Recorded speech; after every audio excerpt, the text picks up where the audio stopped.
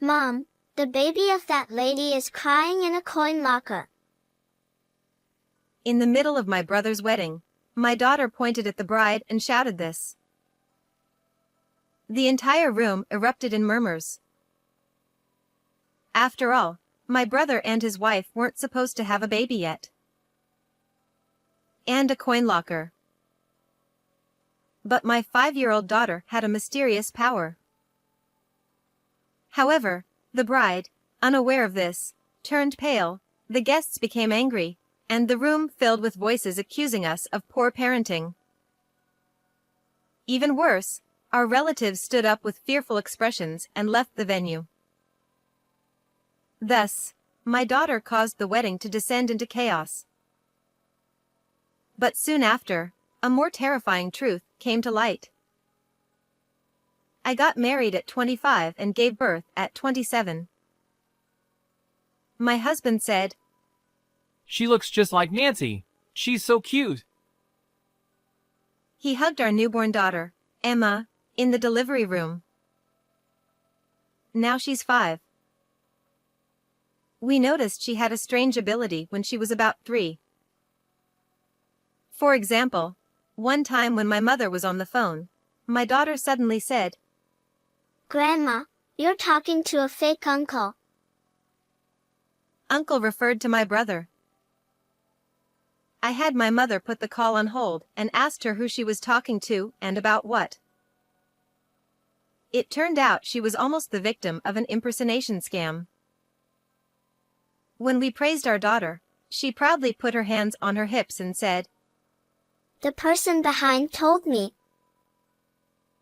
Emma always says this when she uncovers something, so it's probably some kind of guardian spirit she can see. While her ability has often been helpful, it's not always a good thing, as she sometimes reveals people's secrets. Once, she even ruined a surprise party by spilling the secret to the person it was for. Emma is only 5, so she doesn't understand how to judge these things. That's why we've taught her not to mention what the person behind tells her in front of anyone outside the family. My brother John is someone Emma adores, and we have always been close. When he announced his wedding, my family was overjoyed. John works in research at a fairly large company, earning around $70,000 a year. However, since he hadn't been involved with any women until his late 30s, both he and our family had almost given up on the idea of him getting married. I've loved my gentle brother since we were little, and I always wished someone would eventually see his good qualities. What can you do? I guess John is just the type who remains a good guy, but never more. I thought, trying to make peace with the situation.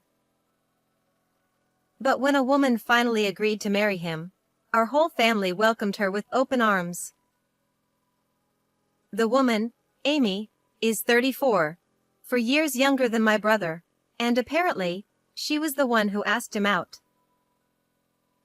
We started dating about 6 months ago, and recently, she was the one who proposed to me. He told us this shyly, looking so happy that it made our family happy too. On the day John brought her over to introduce her as his fiancée, of course, I came along with my daughter. Nice to meet you.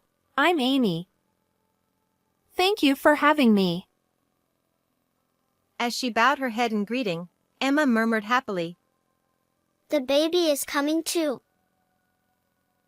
I interpreted this as meaning they would soon have children after getting married, which made me even more pleased.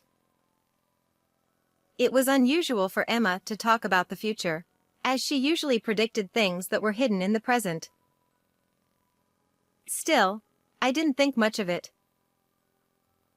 But Amy gave Emma a strange look and glared at her. What are you talking about? That's so creepy. She shouted with an annoyed expression.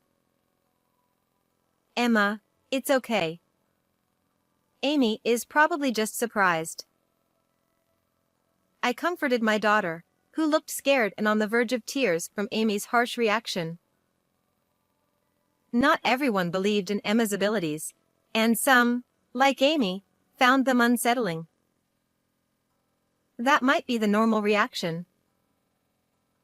But since she was the woman my brother had chosen, I believed she would eventually understand. So, I focused on calming Emma down at that moment.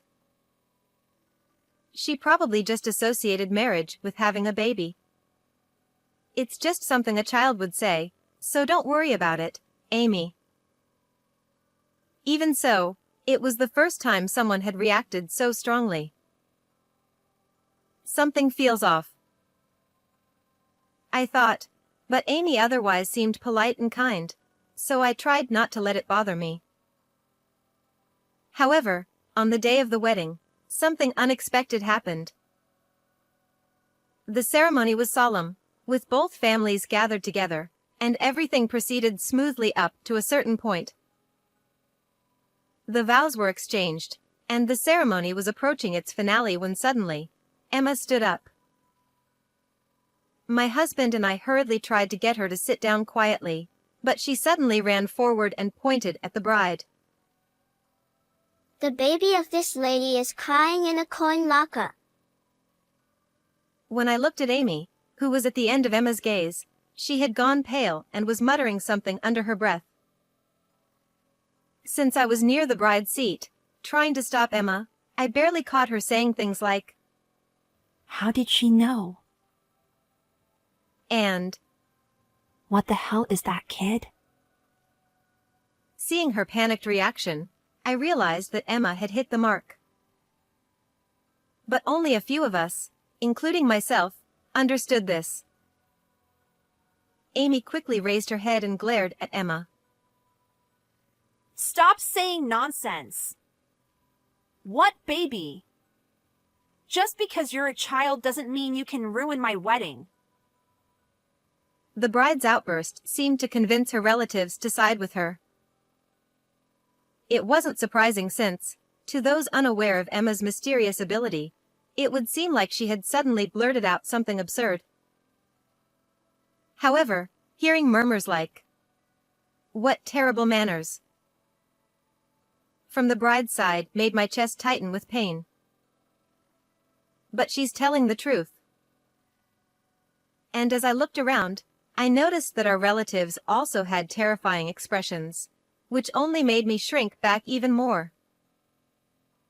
But unlike me, who felt pathetic, Emma bravely stood tall, her head held high. The baby is crying for help. It's in a coin locker at a nearby department store. Someone, please go help. My little daughter desperately repeated her words, undeterred by the cold stares from the adults around her. And the moment they heard this, our relatives, still wearing those stern expressions, stood up, ready to follow Emma's words. Saying that saving the baby's life was the top priority, they began to leave the venue one by one. Despite our efforts to keep her quiet, our young Emma had sometimes let slip information about the person behind her. This is why our relatives knew about her ability. They often watched over her, joking that there was no risk of being deceived as long as Emma was around. So at that moment, they must have immediately believed her plea. Now that I think about it, when they had those terrifying expressions, they seemed to be glaring at the bride. My husband, saying he would go with them, left Emma in my care and followed our relatives out. Less than an hour later, I received a call from my husband and was able to hear about the situation. It seems that thanks to Emma's words and the collective effort of our relatives, the baby was found. However, it couldn't be said that the baby was safe. There was a lot of commotion at the scene, and according to my husband, the baby looked as though it had just been born. The baby appeared limp, and it was immediately clear that its condition was critical, so they quickly called an ambulance. Why would Amy do something like this? No matter what the circumstances, this is unforgivable. As anger welled up inside me, I asked my husband to get help from the people around him for a few specific tasks. I also made a call to a certain place. After taking care of everything I needed to do, I left Emma with my mother, who was with me, and headed to the waiting room where my brother and Amy were. My brother was in the waiting room, trying to get an explanation from her. However, since there was no solid evidence yet, I didn't expect Amy to easily admit to anything. My brother likely wanted to believe in his fiancée, so he probably wasn't able to push her too hard and was just trying to keep her there. That's why I knew I had to go to them after hearing what my husband had told me. When I entered the waiting room, Amy was completely frustrated. Not only had the ceremony been interrupted, but in the chaos, the scheduled time for the wedding had passed, and it could no longer be resumed. Amy snapped. There's a set time we can use the chapel. You know that, right? That time has already passed. Why would John's relatives take a kid's words so seriously? To her, it must have felt like her special day had been utterly ruined. Not only that, but the start of the reception had also been delayed, and all the guests, except for our relatives, were kept waiting. Amy continued. That brat is totally unacceptable. She keeps saying creepy things. What is she? Some kind of curse? I swear, I want to dump her in a mountain. Emma was a beloved niece to my brother, who was doing his best to calm Amy down. However, when she spoke about his niece like that, he couldn't help but frown. John, you should call off the wedding, I told my brother, trying to keep the fury boiling inside me from showing in my voice. I said it as calmly as I could. Amy turned her bloodshot eyes toward me, glaring, but John remained composed as if he'd anticipated my suggestion. He sighed quietly. So what Emma said was right after all. I was hoping she'd be wrong this time. Though he only managed a slight, bitter smile, I could tell his heart was sinking in sadness. Amy then rounded on me, her face twisted in rage. What the hell do you think you're doing? Accusing me without any proof, ruining the wedding, and now you want to call it off. She was furious, and she advanced on me like a demon, not even noticing the look of disappointment on John's face. Amy shouted, If that brat isn't going to be held accountable, then you should be. Pay up for damages, or better yet, I'll sue you for defamation and make you pay a hefty settlement.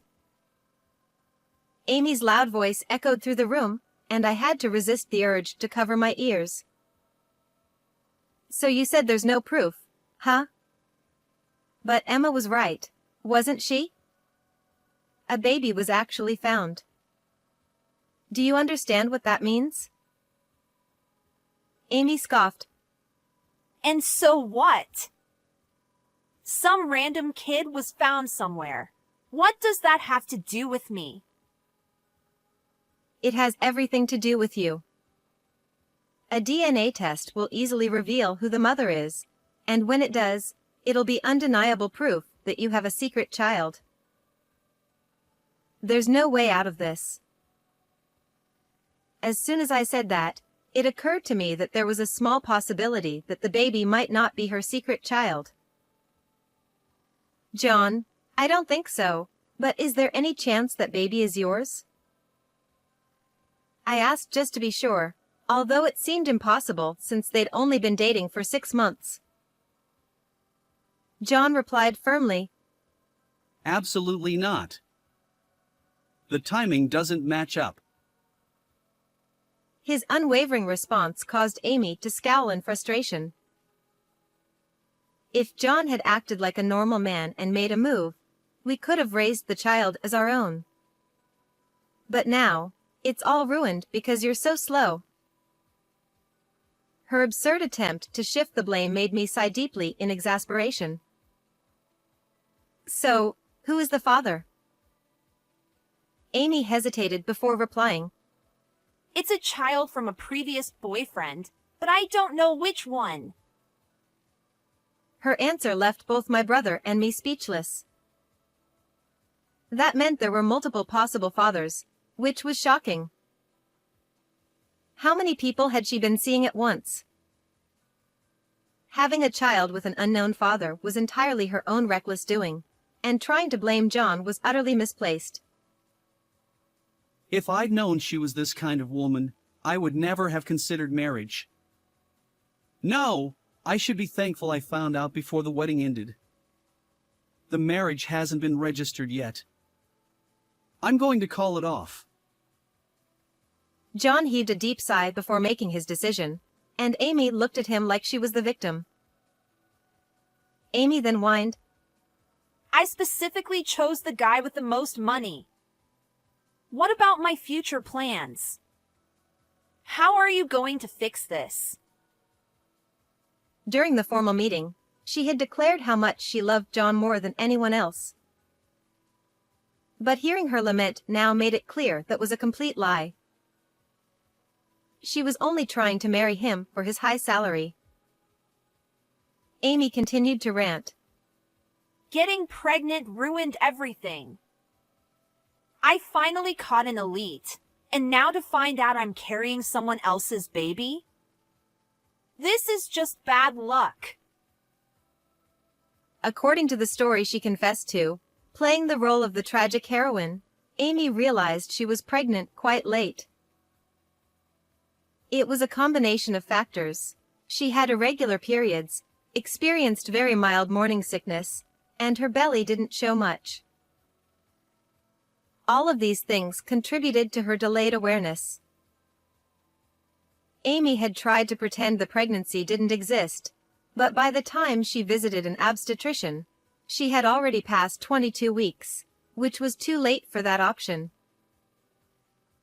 So, she decided to hide the pregnancy from everyone, including my brother, give birth in secret, and then abandon the baby. Since her belly didn't show much, she took advantage of that by wearing loose-fitting clothes to hide her figure. She also blamed her limited physical movement on general health issues.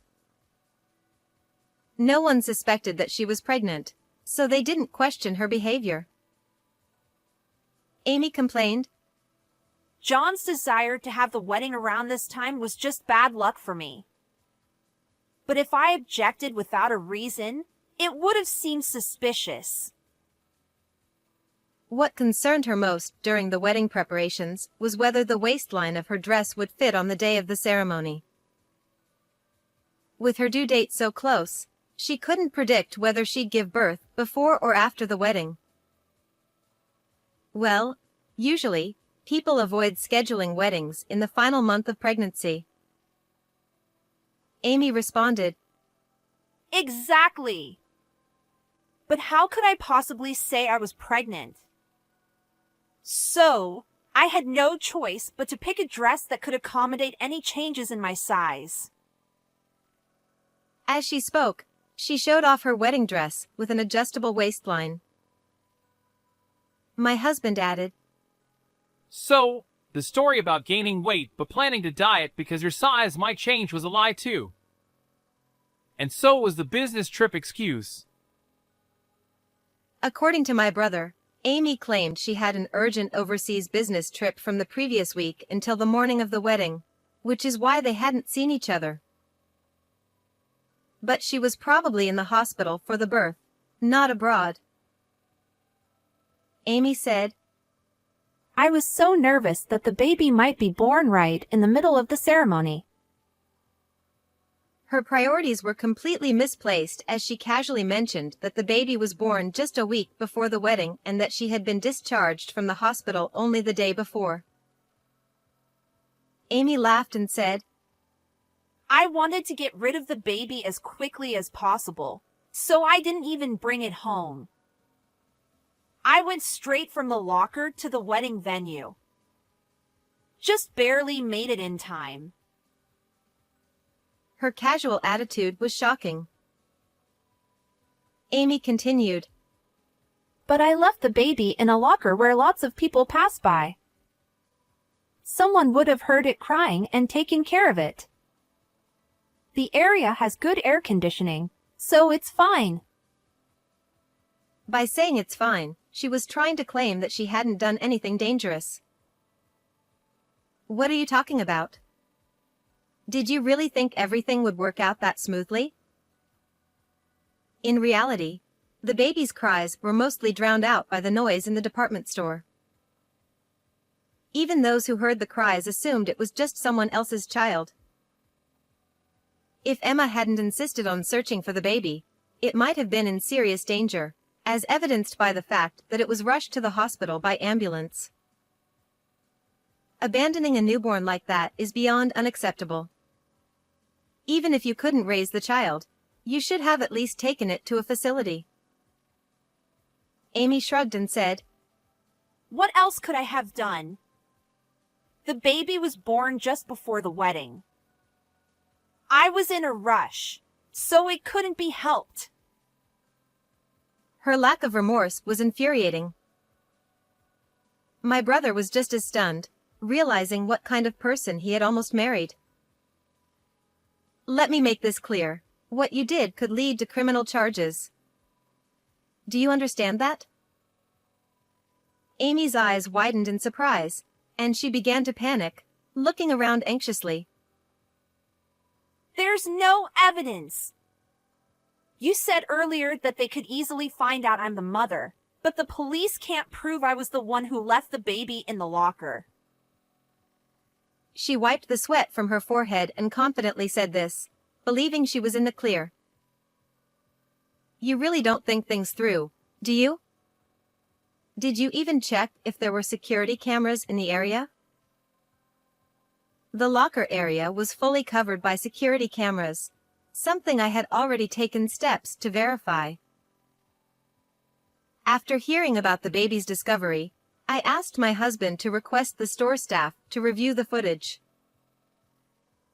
I had also reported the incident to the police, so they were likely checking the footage as well.